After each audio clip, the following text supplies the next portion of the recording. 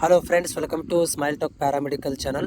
Friends, ನೀವು DMLT complete ಮಾಡಿ BSMLT, OT complete ಮಾಡಿ BSc OT, ಈ ರೀತಿಯಾಗಿ ನೀವು BSc ಪ್ಯಾರಾಮೆಡಿಕಲ್ ಕೋರ್ಸ್ಗಳನ್ನು ಮಾಡ್ಕೋಬೇಕು ಅಂತ ಬಯಸಿದರೆ ಈ ವರ್ಷದ ಆನ್ಲೈನ್ ಅಪ್ಲಿಕೇಶನ್ಸ್ ಲ್ಯಾಟ್ರಿ ಎಂಟ್ರಿಯವರಿಗೆ ಬೇರೆ ಬರುತ್ತೆ ಮತ್ತು PUC ಮೇಲೆ ನೀವು ಮಾಡಬೇಕಂತಂದರೆ ಅದಕ್ಕೆ KCET ಅಪ್ಲಿಕೇಶನ್ ಹಾಕಿರಬೇಕು.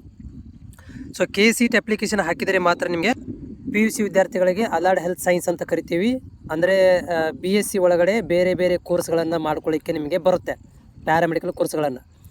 ಇಲ್ಲ ನಾವು ಲ್ಯಾಟ್ರಿ ಎಂಟ್ರಿ ಇದ್ದೀನಿ, ಈ ವರ್ಷ ಮೊನ್ನೆ ನಾನು ಆ್ಯನ್ಯುವಲ್ದಲ್ಲಿ ಪಾಸಾಗಿದ್ದೀನಿ, ರಿವ್ಯಾಲ್ಯೂಷನ್ದಲ್ಲಿ ಪಾಸಾಗಿದ್ದೀನಿ ಅಂತಂದರೆ ಅಂಥ ವಿದ್ಯಾರ್ಥಿಗಳು ಇನ್ನೂ ನೀವು ಅಕ್ಟೋಬರ್ ನವಂಬರ್ ತನಕ ಕಾಯಬೇಕಾಗತ್ತೆ. ಯಾಕಂದರೆ ಅದು ರೆಗ್ಯುಲರ್ ದಾರ್ದು ಮುಗಿದ ಮೇಲೆ ಉಳಿದಿರುವಂಥ ಸೀಟ್ಗಳನ್ನು ಲ್ಯಾಟ್ರಿ ಎಂಟ್ರಿಯವರಿಗೆ ಕೊಡ್ತಾರೆ. ಆ ಲ್ಯಾಟ್ರಿ ಎಂಟ್ರಿಯವರುಗಳಿಗೆ ಅಕ್ಟೋಬರ್ ನವಂಬರ್ ಮಂತಲ್ಲಿ ನೋಟಿಫಿಕೇಷನನ್ನು ಬಿಡ್ತಾರೆ. ನಾನು ಅದನ್ನು ಪ್ರತಿ ವರ್ಷ ಅಪ್ಡೇಟ್ ಮಾಡ್ತಾ ಬಂದಿದ್ದೀನಿ, ಈ ವರ್ಷ ಕೂಡ ಮಾಡ್ತೇನೆ. ಬಟ್ ನೀವು ಇನ್ನೂ ಅಕ್ಟೋಬರ್ ನವಂಬರ್ ತನಕ ಕಾಯಬೇಕಾಗತ್ತೆ. BSc OT, BSc dialysis, BSc MLT, BSc perfusion technology, BSc cardiac technology, ಈ ರೀತಿ ಕೋರ್ಸ್ಗಳನ್ನು ಮಾಡಬೇಕಂದ್ರೆ ನೀವು ಅಕ್ಟೋಬರ್ ನವಂಬರ್ ತನಕ ಕಾಯಬೇಕಾಗತ್ತೆ.